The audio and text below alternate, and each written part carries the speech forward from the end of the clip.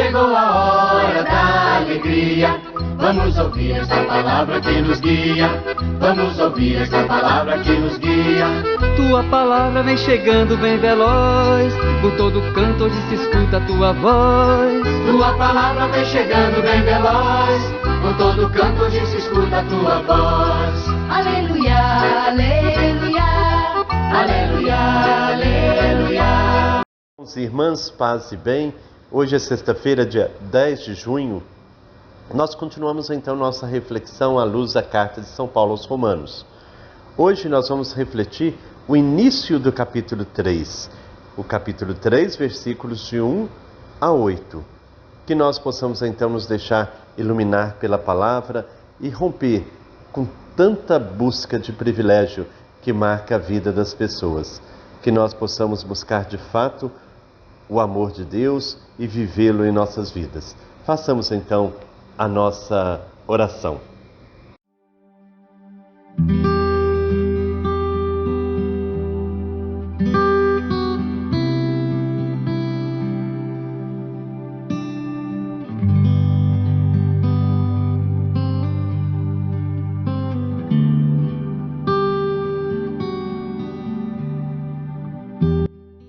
Senhor, seguindo os passos de Jesus Cristo, coloco-me a ouvir as palavras de Paulo apóstolo aos Romanos.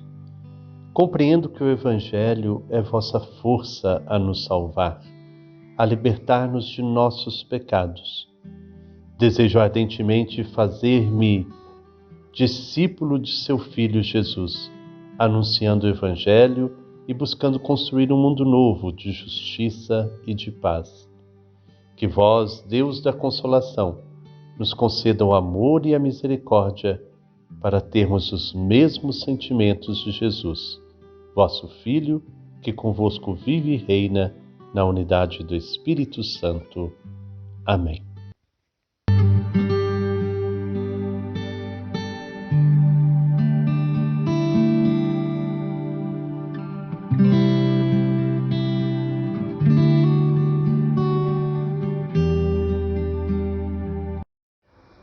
O texto bíblico, então, que nós vamos refletir hoje é o início do capítulo 3, os versículos de 1 a 8. Quem irá proclamar para nós será a Aparecida de Fátima Soane, de Uberlândia, Minas Gerais. Ouçamos com bastante atenção. Qual é, então, a vantagem de ser judeu e para que serve a circuncisão? Grande em todos os sentidos. Primeiro, porque os oráculos de Deus foram confiados a eles. Mas o que acontece se alguns deles forem infiéis? Acaso a infidelidade deles anulará a fidelidade de Deus? De forma alguma. Pelo contrário, Deus permanece verdadeiro, ainda que todos sejam falsos, como está escrito, para que você seja reconhecido em suas palavras e vença quando for julgado. Então, se a nossa injustiça demonstra a justiça de Deus, o que diremos? Que Deus é injusto ao impor a sua ira sobre nós? Falo como homem. De jeito nenhum. Se assim fosse, como poderia Deus julgar o mundo? Contudo, se com minha falsidade a verdade de Deus resplandece para a sua glória, porque eu ainda devo ser julgado como pecador? É o caso de fazer o mal para que venha o bem, como alguns caluniosamente dizem que nós ensinamos? A condenação desses tais é justa.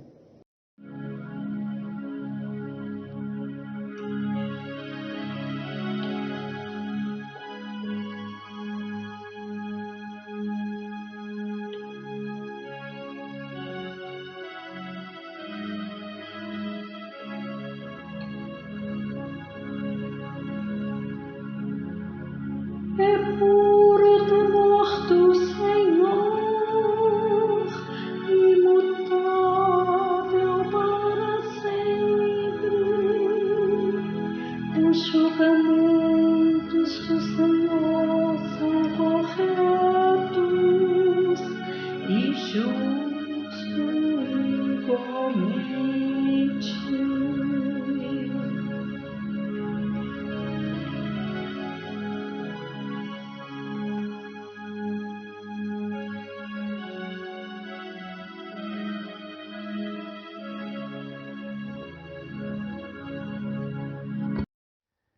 Rigorosamente falando, Israel não tem nenhum privilégio diante de Deus ou dos outros os povos. A lei e a circuncisão não o tornam melhor nem superior aos pagãos. É a tese da carta que prepara assim a grande novidade da anistia geral por parte de Deus. Ironicamente, Paulo afirma que Israel teve uma função pedagógica para si próprio e para os não-judeus, visto que transgrediu a lei comportando-se como pagão, que fez da circuncisão um mero sinal na carne, favorecendo a hipocrisia, e visto que é até mais merecedor da ira de Deus do que os pagãos, a função dele é simplesmente ressaltar a fidelidade e a veracidade de Deus. Paulo percebeu que fez uma afirmação audaciosa, pois daria a impressão de que Deus, ao fazer justiça e manifestar sua ira, estaria sendo injusto, visto que o pecado do povo só tende a ressaltar a misericórdia de Deus. Aliás, algumas pessoas afirmavam que era justamente isso que Paulo anunciava. Mas se assim fosse, como poderia Deus julgar o mundo? Onde iriam parar a liberdade e a responsabilidade humanas? Não é necessário cometer injustiça para que Deus se mostre fiel e verdadeiro. Sua veracidade e fidelidade precedem a ação humana. O que nós fazemos nada mais é do que resposta à sua fidelidade e veracidade. Então, Deus, ele é muito maior do que nossas ações. Deus não se faz justo e verdadeiro por causa de nossas ações. Ele é justo e verdadeiro em si mesmo. As nossas ações são respostas a essa verdade e a veracidade de Deus. Que nós possamos, então, cada vez mais assumir a responsabilidade de nossos atos, nos colocarmos em verdadeira atitude de conversão e não acharmos que somos privilegiados, que não somos pessoas que são preferidas de Deus. Deus ama a todos e convida a todos à conversão. Olá, Frei Gilberto, bom dia, farinhada. Bom dia a você, querido irmão, querida irmã, que reza conosco nesta manhã. Paz e bem. Na reflexão de hoje, Paulo continua a orientar a comunidade à luz da palavra.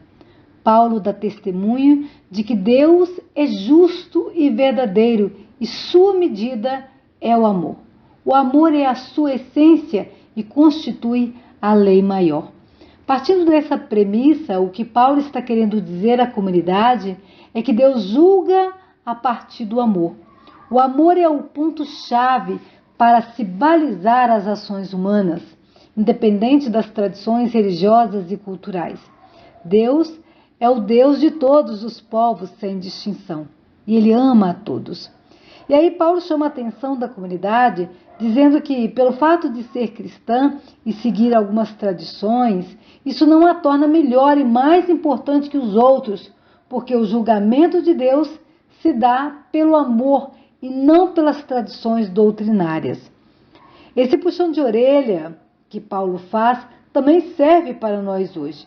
Há muitos cristãos por aí que se julgam donos da verdade absoluta e, em nome dessa verdade, são capazes de negar e perseguir toda e qualquer outra manifestação religiosa que pensa diferente do seu jeito de pensar, que vê Deus de maneira diferente do seu jeito de enxergar. Deus, ao longo da história, se revela ao seu povo com vários nomes, vários rostos, mas é o mesmo Deus que se distingue pelo amor. Certa vez, Leonardo Boff, um grande teólogo, num encontro com o grande Dalai Lama, perguntou a ele qual era a melhor religião. Por um segundo, Leonardo pensou que Dalai Lama fosse dizer que era o budismo, por ser uma religião com mais de 3.000 anos. No entanto, Dalai Lama sabiamente responde: a melhor religião é a que te torna mais humano. Se a religião não cumpre esse fundamento de tornar as pessoas mais solidárias, mais justas, mais éticas, podemos desconfiar. Paulo critica essa hipocrisia porque ela desvia a comunidade do projeto do reino e a afasta de Deus. Portanto, meus irmãos, minhas irmãs, o amor é o caminho. arrisquemos viver por amor.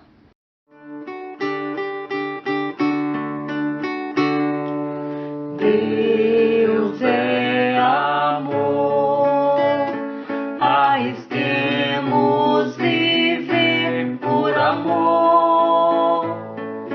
Deus é amor,